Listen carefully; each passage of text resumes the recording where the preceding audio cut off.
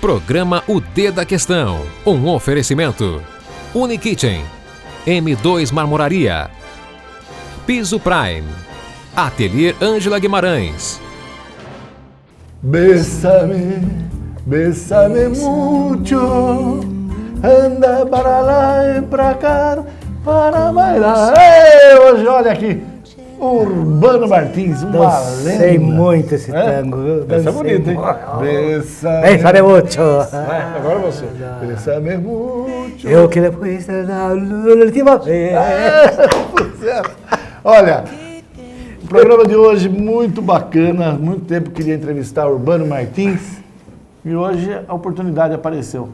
Vamos falar bastante, né, da carreira dele aqui em Sorocaba, né, Jornal Ipanema e tal. Nós vamos falar de um momento importante da história do Brasil, que foi o cinema, né, a porno chanchada ali nos anos 70, e todas as referências que aquele momento do nosso cinema tem com o Brasil que a gente está vivendo hoje, tá bom? É rapidinho, já, Urbano Martins aqui.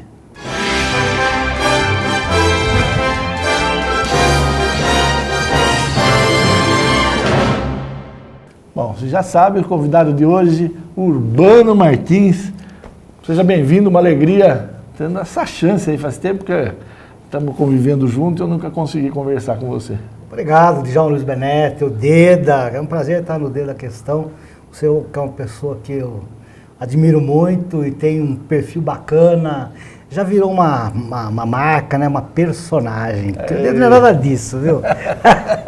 Urbano, falar um pouco, a gente está hoje, né, com o cinema nacional bombando, né, e a gente está num momento político, e você, na década de 70, né, se inicia nessa área de comunicação ali dentro do cinema. Você era do teatro, tinha um emprego público e tal, e começa no cinema, e é o cinema da porno chanchada, né? As pessoas confundem um pouco, localizam. O que foi a porno chanchada e a importância dela no cinema? Não foi assim uma experiência tão longínqua assim na chamada boca do lixo de cinema. Por que boca do lixo? Porque ficava justamente, as produtoras se instalaram ali na Rua Triunfo, Rua Gusmão, todo aquele quadrilátero do pecado que se chamava, ali, né? Na capital paulista. Na capital paulista, em São Paulo. Onde tinha a prostituição. Exatamente, ali São João, Ipiranga, aquela rua famosa que vende hoje produtos eletrônicos, né, a Santa Ifigênia. Então, todo aquele espaço ali começaram a se instalar produtoras. Mas por que elas se instalaram ali? Uma curiosidade, a porno chanchada, ela só começou a existir, veja bem que ironia, por uma própria lei do governo federal militar.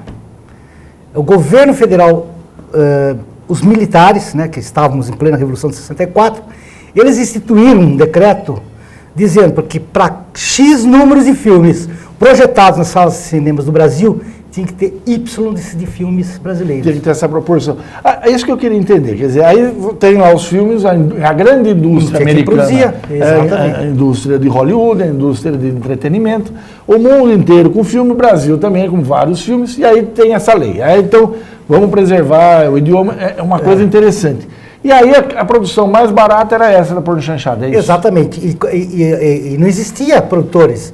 Tá, agora temos a obrigatoriedade de veicular filmes nacionais, mas não tem quem produz. Então o próprio governo federal indiretamente acaba criancine, e acabam vindo os produtores, eram produções realmente baratas, né? A finalização, para se ter uma ideia, todos os filmes ainda era 35 milímetros, era fita mesmo, né? Não era hoje com mecanismo digital, né? Não. No entanto, os filmes eram todos feitos sem som direto. Você imagina só o trabalho. Filmava-se tudo em locações ou em estúdios improvisados. E depois, na Moviola, cheguei a conhecer a Moviola, trabalhar junto com o cara na edição da Moviola, aí que todos os atores tinham que retornar lá e colocar a própria voz no filme. Aí que vinham os efeitos especiais sonoros e aí, por final, a trilha sonora. Aí também vai outra curiosidade, por exemplo, a belíssima Helena Ramos, né, que estrelou vários e vários filmes pornográficos, a voz de qualquer filme dela não é a voz verdadeira dela. Senão era um desastre completo. Não, ela fala muito feio. Ela é linda, lindíssima. Mas ainda aquela voz... Aquela voz que ninguém suportava. Então, e uma voz até a mulher é linda, fica feia com uma voz. Então tinha esse processo todo. Agora, por que foi a opção pela porno chanchada? Né? Por que não se fez outro tipo de opção? Então, porque já vinha da chanchada, lá da década de 50, Vera Cruz, né? Que era nada mais do que, temas românticos, temas socioculturais críticos. Então, e o que se vendia na época era... O país estava tão fechado que, para se ter uma ideia, uma revista pornográfica não podia ser exposta na banca, ou com envelope lacrado. Então, nada, não é só revista pornográfica, nada. E para se fazer um produto barato, tinha que ser uma pornô chanchada. Daí que tinha essas produções, que infelizmente tinham umas cagadas por meio também, né? Que saía na edição, a sombra do cameraman, erro de continuidade tinha uma porção, né? O cara aparecia na cena... não era a qualidade que se deseja. Não, mas daí começou a se trabalhar. E esses profissionais, daí voltando à sua pergunta, por que pornô chanchada? Porque era uma maneira que, primeiro, iria vender a ideia, e segundo, quem trabalhava nessas produções, diretores, roteiristas, eles, na verdade, eles eram pessoas de profissionais de outras áreas, tinha da Globo, da TVS, começando, só que eles faziam uma espécie de um freelancer lá, e para não aparecer eles usavam pseudônimos.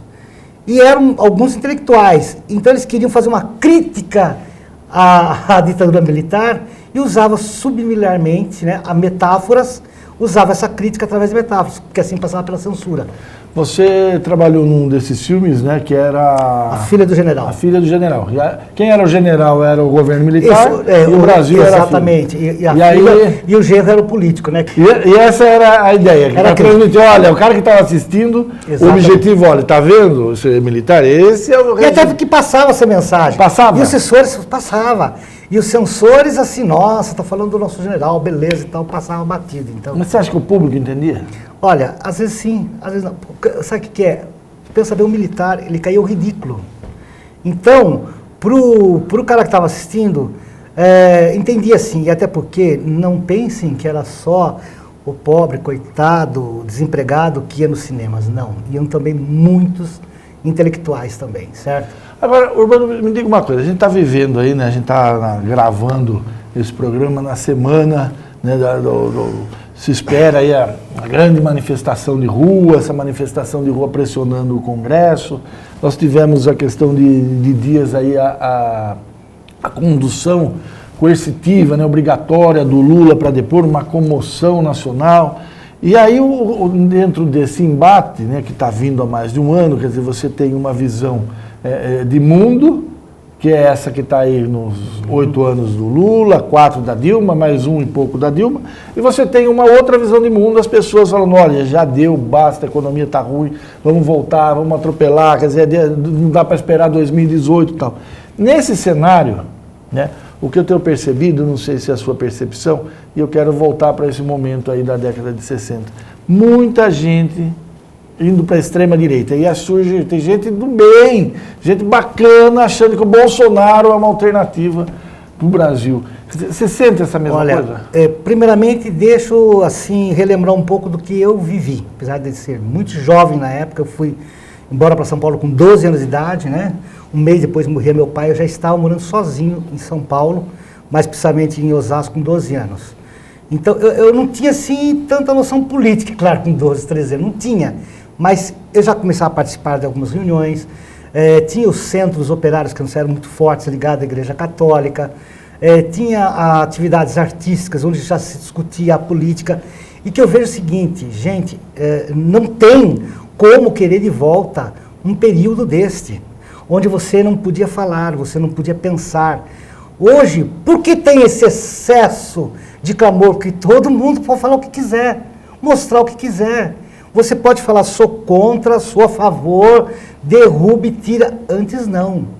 Para se ter uma ideia, eu me lembro muito bem, nós fazíamos uma peça de teatro, onde, que era até chavão, mas se questionava a pobreza no Nordeste, a falta de fome. E a gente estava fazendo uma apresentação numa cidade de Minas Gerais, e de repente a plateia me levanta uma senhora lá e vocês são comunistas, vou mandar prendê-los. Falei, que é essa louca, dizendo que no Nordeste existe fome, vocês estão inventando essa desgraça. E para nossa desgraça e nosso azar, ela era mulher do comandante do 4º BIB em Osasco. O que essa filha da mãe estava fazendo lá? Não sei. Sei que quando nós chegamos em Osasco, nós tivemos que depor, entendeu? Queriam saber, achando que eram terroristas. Então eu falei, agora ela foi pro saco, né? Vou ser preso, torturado. Mas, então, foi terrível. Você não podia expressar nada, você não podia escrever aquilo que você queria, você não podia conviver. 4 ou 5 pessoas juntas gera subversão. Então esse negócio de querer militarismo de volta, ou a radicalização, que os militares não têm nenhuma preocupação em voltar mais para o poder, entendeu? Mas era tudo uma ilusão. Pra você ter uma ideia, quando eu fui para São Paulo, meu tio falava assim, vá com cuidado, os comunistas comem criancinhas. Aí eu ficava imaginando, nossa, como será que eles comem as criancinhas? Eu ficava imaginando eu lá no espetinho sendo virado, porque era um absurdo. Agora, vamos jogar para o cenário de hoje. Não vamos dizer que eu estou defendendo esta ou aquela ideologia. Roubo houve. Corrupção, aliás, ela é endêmica. Desde que Cabral chegou aqui, corrompeu os índios lá com espelhinho querendo ouro em troca. Então ela é endêmica. Agora, assim como teve corrupção no governo Fernando Henrique, Getúlio Vargas, Juscelino, hoje ela está mais exposta. Mas o que eu vejo hoje também, vamos olhar quando ele falou de um contexto maior, como jornalista, como pessoa, existe muita tramóia midiática também, sabe? Há que se tomar um cuidado. Eu ando muito de ônibus, que apesar de ser habilitado há pouquíssimo tempo, eu não dirijo ainda, gozado que muitas vezes no ônibus o nego fala assim, tá vendo esse negócio do Lula? Estão exagerando. Que se fosse ladrão ia estar ser preso mesmo. Então há um divisor de águas muito grande, sabe? Quem está ferrado mesmo não vê com os mesmos olhos chamados coxinhas, entendeu? Então não sei se eu estou errado em pensar assim. Não. Bom, a gente vai para um rápido intervalo e na volta, né, vamos tratar desse assunto que ele é absolutamente contemporâneo aqui nesse século XXI. A gente está vivendo um momento efervescente e tivemos um momento similar onde Urbano Martins estava lá, né, no cinema de resistência. Até já. A Unikitchen está localizada na cidade de Sorocaba e rapidamente conquistou o mercado atendendo consumidores exigentes que buscam muito mais que diferenciais de beleza e tecnologia. Perfeitamente adaptada às tendências globais e necessidades do nosso tempo, a empresa busca as mais variadas soluções para o seu dia a dia. Os eletrodomésticos, metais e louças comercializados e a consultoria prestada são referência no interior do estado de São Paulo, sinônimo de qualidade, exclusividade e respeito ao meio ambiente. Especializada em revestimentos de alto padrão, a Piso Prime oferece os mais variados produtos nacionais e internacionais, além de serviços diferenciados.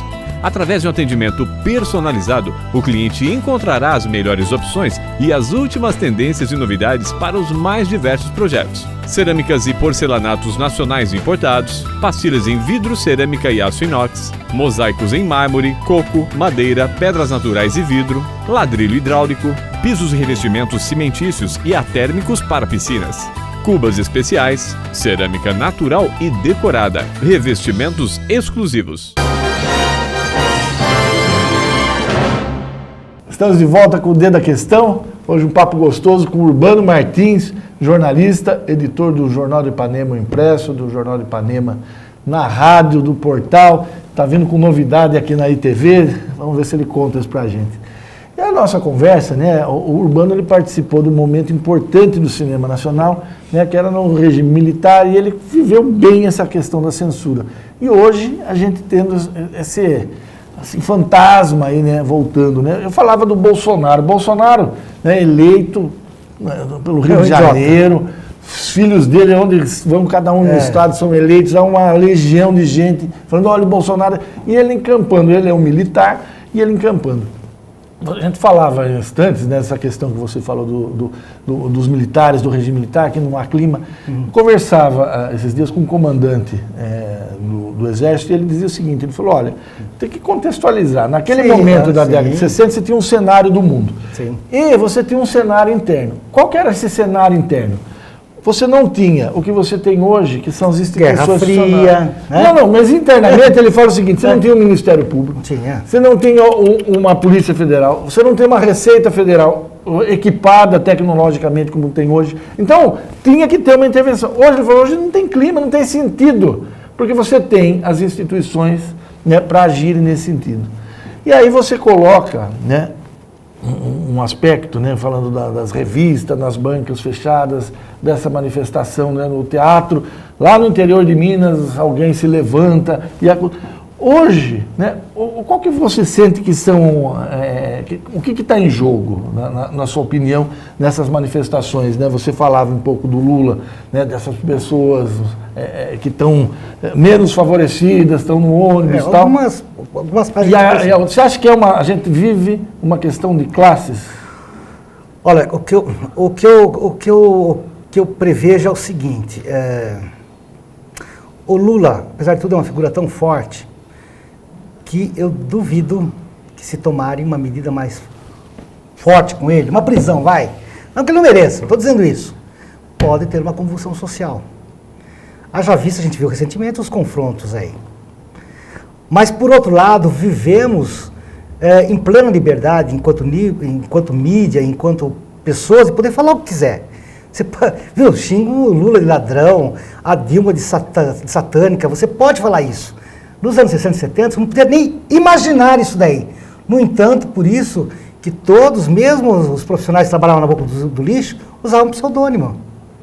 Eu mesmo usei pseudônimo, uma peça que eu escrevi, uma peça de teatro, que foi um episódio à parte. Se houver amanhã, as aves noturnas pousarão. E era uma peça bastante crítica e tal, e eu daí não quis registrar a peça em lugar nenhum, nem na SBAT, na Sociedade Brasileira de Autores Teatrais, para as pessoas não descobrirem, né, quem era esse autor.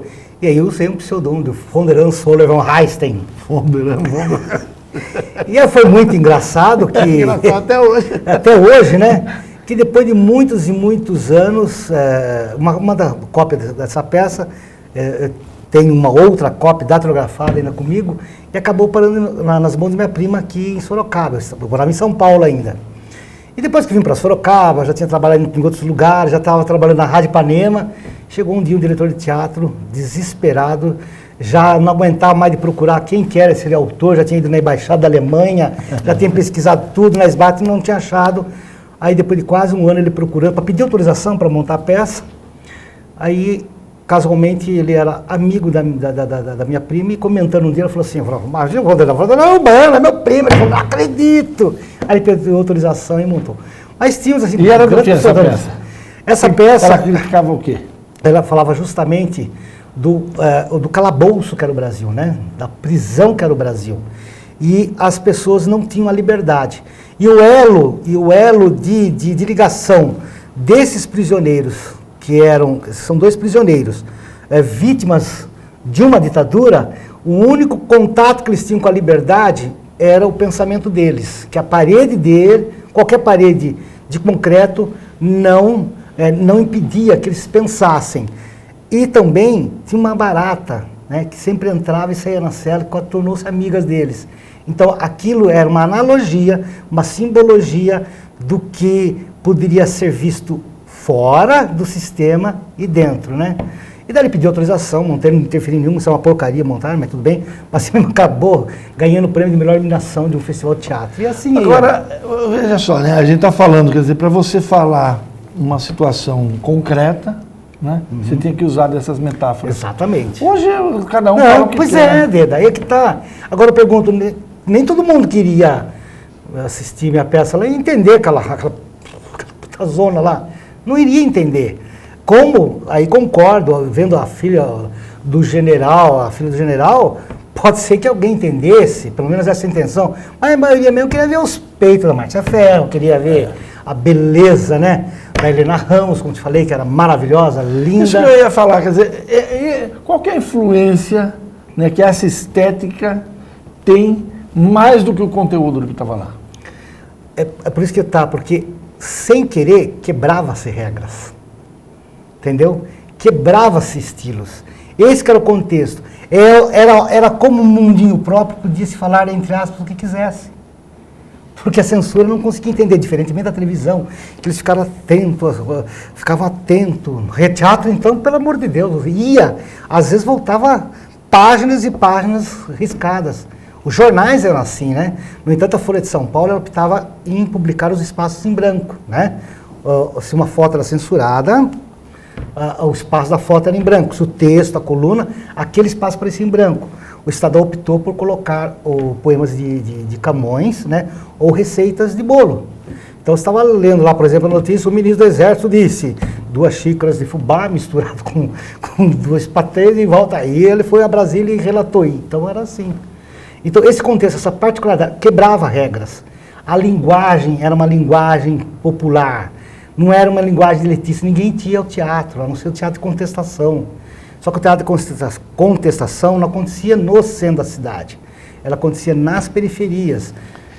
Então, e o cinema, e aí que eu acho interessante, ele sobrevivia porque ele estava no centro da capital, aquele centro que já era característico, que hoje, infelizmente, virou a Cracolândia. Hoje é onde é a Cracolândia. O centro velho de São Paulo, onde passavam artistas, vagabundos, prostitutas, desempregados. Por isso que floresceu toda a rede de exibição de filmes ali. E as produtoras se agregaram, chamada Boca do Lixo. A gente tem esse contexto aí, né, do cinema. A gente falou um pouco do contexto interno e a gente tem o contexto externo, né? Então, uma questão muito forte, né, que aos poucos a gente acaba entendendo e descobrindo é o seguinte: a gente tinha 2 companhias enormes do Brasil nos anos 50, 60, a Veracruz, né, e a Atlântida. E elas, de algum modo, foram levadas à bancarrota, à falência, por influência da indústria americana. Falou, esses caras estão produzindo filme de qualidade, vão ser meu concorrente, vamos acabar com eles. Mas a gente só percebe isso muito tempo depois. E hoje ainda, né, no pleno século XXI, a gente não tem consciência de que quando algo bom da gente, alguém vem e se apropria. Nessa questão do cinema, né, que você falava, das pessoas que usavam pseudônimo e tal, eram pessoas da televisão, quer dizer, o cinema nasce com o mesmo grupo de televisão e de cinema. E a televisão hoje, particularmente a novela, é uma excelência mundial, né? Viu? Assim como o locutor esportivo de campo gerou os grandes apresentadores de rádio para os improvisos de televisão, assim foi o cinema para as produções das novelas hoje. Por quê? Porque eram testadas. Eram técnicas testadas. Eu me lembro muito bem, até foi muito engraçado. O Fernando Benini, nós fizemos o diretor, Mário Vaz, fez uma sátira do Django, famoso filme Bang Bang do pastelão, chamado Pastelão Italiano, né? Com os maiores nomes da Itália. E fizeram uma sátira, que era o Django, que ele carregava o filme todo num caixão e tal, aquelas coisas todas.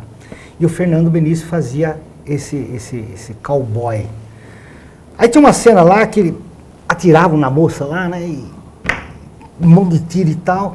E o Irã, que era o produtor e diretor de efeitos especiais, chegou, colocou lá todo o equipamento nela, sangue falso, os fios e tal. Ela se assustou um pouquinho com a quantidade de fios. Ela falou, Irã, isso daqui acho que tá carga demais. Imagina, você tá o quê? Temos tempo pra perder, vai me queimar a fita, não sei o quê. Não, Irã, não vamos submeter isso aqui. Imagina, quer ver? Tirou os fios, colocou numa mureta e apertou e detonou. A mureta foi para tudo que é canto. Ele falou, tá vendo? Acho que exagerei um pouco mesmo. Então era assim, né? E aí nasceu do improviso, quer dizer, os vidros, né, quebrados por tiro, nada mais era do que um estilingue, né, atrás da câmera, que tirava a pelota, uma bolinha, então a bolinha passava pelo vidro, então era a sensação de tiros. E a produção, então muitos roteiristas. Nossa, tivemos excelentes diretores de fotografia que trabalhavam não só em outros filmes, como também em televisão, e nasceu tudo lá. Então tem. E outra coisa, vamos citar aqui, se der tempo ainda, Carlos Reichenbach, diretor conhecido mundialmente, começou na Boca. Oswaldo Candeias, um dos cineastas, Oswaldo Candeias, um dos cineastas mais prestigiados do país. Começou na Boca. Antônio Miziara começou na Boca como diretor. Depois ele foi a produzir, ou coproduzir e dirigir a Praça é Nossa. Agora, o que você acha, né? A gente está chegando ao final já, né? A gente tem Que pena, pô. Passa rápido. Você tem um boom, né, do cinema hoje brasileiro e um cinema cópia dos programas de televisão. Você não acha que se perdeu? Daí fica, não foi dessa vez que conseguimos um Oscar ou um outro caminho errado. No entanto, a gente compara com a Argentina, né? A Argentina Colômbia. Estive acompanhando agora recentemente Colômbia algumas produções. O Abraço da Serpente está em cartaz, vai assistir. A série Pablo Escobar. Eu estive acompanhando muito de perto o trabalho da Colômbia e do México e da Argentina. Da Argentina tem filmes fantásticos. E tem filme policial, comédia, filme político. Aqui você tem exatamente como se falou. Está se tentando modificar isso com a série Narcos, graças à Netflix, com o Wagner Moura, não é isso? Que está se tentando dar as características de um cinema sem essa coisa de comedinha, com todo respeito ao brasileiro, comedinha, seriadinho, não. Precisa ser. Olha, o cinema argentino eu fiquei de cara. Demais. Fiquei de cara. Bom, Urbano, obrigado. Nada, sucesso. Bom, ficamos devendo aqui, né? O Urbano vem para contar a estreia do programa dele aqui na ITV. Posso dizer que eu vi o piloto, adorei, muito bacana. Vocês vão ver um Urbano bem diferente daquele do rádio, do jornal. Vamos ver esse Urbano aqui da televisão. A gente vai para um rápido café e já volta, tá bom? Vai para um rápido intervalo e eu volto com o café. Já. Ateliê Ângela Guimarães, especializado em cortinas, persianas, tapeçaria e papéis de parede. Atendimento personalizado, bom gosto, experiência e credibilidade. Ateliê Ângela Guimarães, há 30 anos deixando sua casa sofisticada como você. Informações de contato, Rua Comendador Abílio Soares 559 no Jardim América em Sorocaba. Telefone 3037 2490. Contato @angelaguimarãesdecor.com.br. M2 Marmoraria. 10 anos de compromisso com a beleza e a sofisticação. Rua Mário Tami, 52, Jardim Além Ponte. Próximo ao Extra Santa Rosália. 3237-3030. Sorocaba. m2marmoraria.com.br.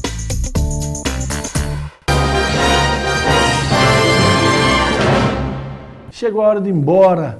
Papo gostoso com o Urbano, né? Você acompanha ele na rádio, que a gente brinca bastante com ele. E aí conheceu um pouco, né, desse mito do jornalismo sorocabano, que trabalhou no cinema lá em São Paulo, né, na chamada porno chanchada, de contestação ao regime militar e tal. E a gente discutiu esse momento, né, que a gente vive, pessoas na rua, né, pedindo a saída do governo, pedindo isso que assusta, que vá para a direita, tipo Bolsonaro. Ai, meu Deus, Bolsonaro não. Vocês vão acabar entendendo, né, vocês que pedem Bolsonaro, o quanto esse sujeito representa o mal para todas as liberdades que a gente conquistou. Bom, esse café que eu queria tomar com o Aldre, lá da padaria Pane Center, no Jardim São Paulo. Fiquei muito contente de saber que o Aldre, que trabalha duro lá, né, toda noite, é assíduo telespectador nosso. Aldre, esse café é com você. Nem se compara com o pingado que você serve aí na Pane Center. Tchau, um abraço para vocês. Bésame.